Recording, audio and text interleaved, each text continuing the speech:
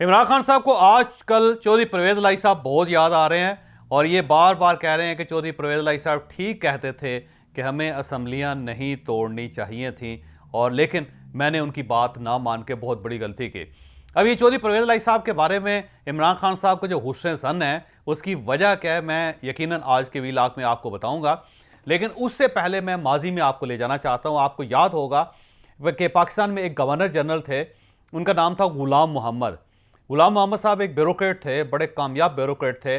पाकिस्तान बनने से पहले ये फेडरल सेक्रेटरी भी रहे मुख्तलिफ जगहों पे, रेलवे के सेक्रेटरी भी, बल्कि पूरे इंडिया के जो रेलवे था उसके सेक्रेटरी भी रहे और बहुत ही नामवर किस्म के ये ब्यूरोक्रेट थे।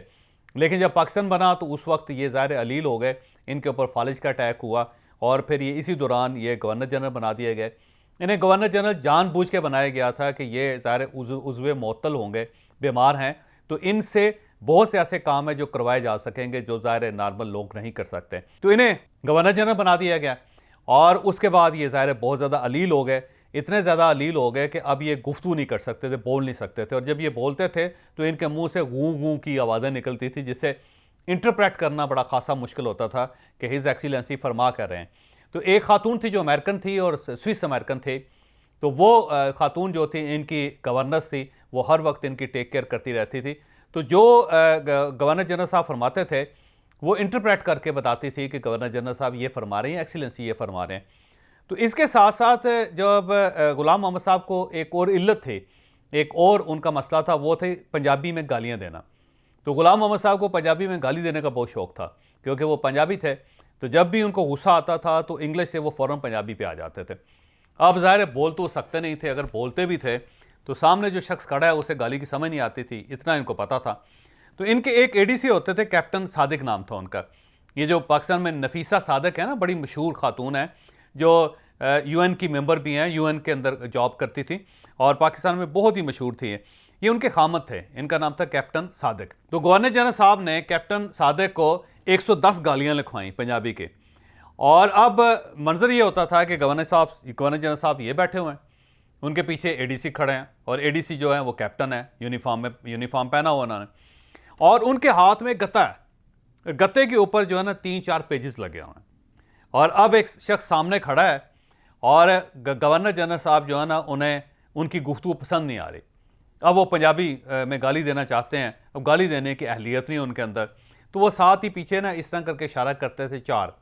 अब जो कैप्टन सादिक होते थे वो पेपर देखते थे और उसके ऊपर 4 नंबर जो गाली होती थी वो कहते थे एक्सीलेंसी फरमा रहे हैं कि आप ये हैं। और उसके बाद फिर थोड़ी देर बाद अगर मुनासिब नहीं लगता था गवर्नर जनरल साहब को गुफ्तगू, तो ये कहते थे 470 कि 40 नंबर की गाली दी जाए इसको। तो अब वो जहाँ फ़ौरन 40 नंबर की गाली देख के वो फ़ौरन दाग देते थे और उसके बाद कहते थे हजूर आपके बारे में ये फरमाया जा रहा है। तो इस तरह वो गालियाँ कन्वे करते थे।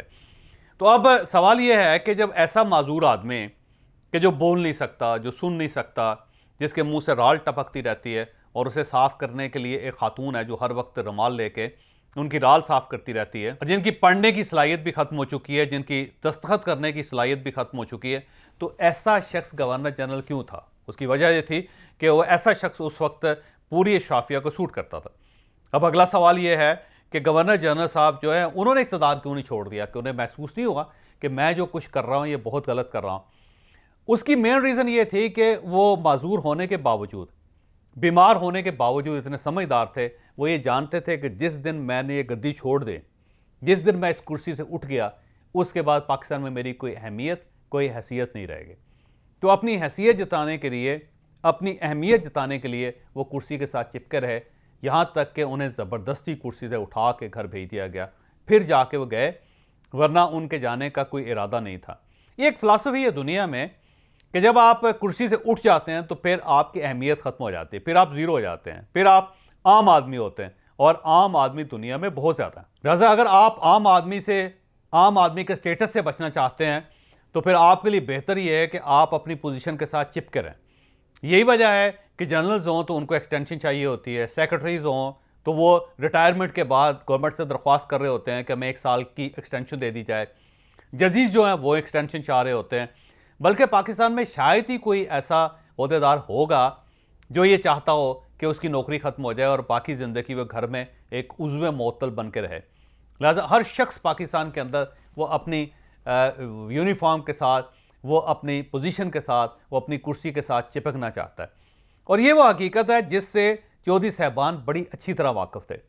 इसीलिए जब इमरान खान साहब पंजाब असम्बली तोड़ना चाहते थे और खैबर पख्तूनख्वा असम्बली तोड़ना चाहते थे, तो उस वक्त चौधरी परवेज़ इलाही साहब इन्हें बार बार आके समझाते थे, इन्हें ये बताते थे कि जनाब ये गलती ना कीजिएगा, अगर आपने ये गलती कर दी तो 5 हमारे साथ काम होंगे। जो इमरान खान साहब कहते थे कौन कौन से, वो पहले ये कहते थे कि हमारे पास पाकिस्तान में कुछ ठिकाना कोई नहीं हो। फिर आप ये समझें कि हर तरफ से हमें ठुड्डे पड़ेंगे और हम बाकी ज़िंदगी उन ठुड्डों से बचने की कोशिश करते रहें। दूसरा, चौधरी परवेज़ इलाही साहब का ये कहना था कि गवर्नमेंट हमारे खिलाफ इतने ज़्यादा केसेस बना देगी कि हमें केसेस को याद करना या ये मालूम करना कि हमारी कब किस केस में तारीख है, इसके लिए हमें बंदे रखने पड़ेंगे। तो आप ये काम ना कीजिएगा। तीसरा, उनका ये कहना था कि अल्लाह ताला ने हमें पोजीशन दी है, अब हमारे पास फंड्स हैं और हम इन फंड्स को मुख्तलिफ हलकों में लगा के अपने इलेक्शंस क्लियर कर सकते हैं। अगर हमने ये कुर्सी छोड़ दी तो ये फंड्स ज़ाया हो जाएंगे और उसके बाद ज़ाहिर हमारे पास दिखाने के लिए कुछ नहीं होगा। तो मेरा आपको मशवरा है कि आप ये गलती ना कीजिएगा। और चौथी, उन्होंने ये बात की कि ये याद रखें कि अगर हमने ये पोजीशन छोड़ दी तो गवर्नमेंट कभी इलेक्शन करवाने की गलती नहीं करेगी। लिहाजा ये भूल जाएं कि आप इलेक्शन हासिल कर सकेंगे, फिर 2 सूबों के अंदर भी इलेक्शन नहीं होंगे और वफाक के अंदर भी इलेक्शन नहीं होंगे। लिहाजा मेरी आपसे दरख्वास्त है कि आप यहाँ पर टिके रहें। उसका फ़ायदा ये होगा कि गवर्नमेंट मजबूर रहेगी, वो हर वक्त हमारे साथ डायलॉग करेगी। और 5वां, उन्होंने ये कहा था कि हमारे पास क्योंकि 2 सूबे हैं, हम इन सूबों की बुनियाद पे हुकूमत के साथ भी मुज़ाकरात कर सकते हैं और इस्टेब्लिशमेंट के साथ भी कर सकते हैं। अगर ये 2 गवर्नमेंट्स भी हमारे हाथ से निकल गई तो हमारे पास फिर बारगेनिंग के लिए कुछ नहीं बचेगा, फिर हम किसी फोर्स के साथ डायलॉग नहीं कर सकेंगे। तो लिहाजा मेरा आपको मशवरा है कि ये गलती ना कीजिएगा। लेकिन इमरान खान साहब ये नहीं माने और इमरान खान साहब का ख्याल ये था कि वो पूरी स्टेट को यरगमाल बना लेंगे, इस्टेब्लिशमेंट को भी दबा लेंगे, रियासत को भी दबा लेंगे और साथ गवर्नमेंट को भी दबा लेंगे। और इसी जोर में इमरान खान साहब ने वो गलती कर ली। अब वही 5 नताइज निकल रहे हैं जिनका जिक्र चौधरी परवेज़ इलाही साहब ने इनके साथ किया था। यानी अब इमरान खान साहब के पास ठिकाना कोई नहीं। ये ना खैबर पख्तूनख्वा जा सकते हैं, ना ये बनी गाला जा सकते हैं, ना अब ये लाहौर में बैठ सकते हैं। तो पूरे पाकिस्तान में अब इमरान खान साहब के लिए कोई जाए पनाह नहीं है कि ये उसमें छुप जाएंगे और वहाँ पे बैठ के अपने मामलात को सीधा कर लेंगे। अब तो ज़ाहिर है आप देख लें कि ज़मान पार्क के सामने से भी सिक्योरिटी ख़त्म हो गई और वहाँ पे भी हर वक्त एक ख़तरा रहता है कि किस वक्त पुलिस यहाँ पे छापा मार के इनके वर्कर्स को गिरफ्तार कर ले। दूसरा, ज़ाहिर है पंजाब था, खैबर पख्तूनख्वा था, तो ये इस्टेब्लिशमेंट के साथ, गवर्नमेंट के साथ मुज़ाकरात करने की पोजीशन में थे। अब 2 सूबे नहीं हैं तो यहाँ पे किसी किस्म के डायलॉग नहीं हो रहे। तीसरा, वाकई इमरान खान साहब के ऊपर इतने केसेस बन चुके हैं कि अब उन केसेस को याद रखने के लिए पूरा एक सेक्रेटेरिएट चाहिए। तो ये चीज़ भी चौधरी परवेज़ इलाही साहब की सच साबित होगी।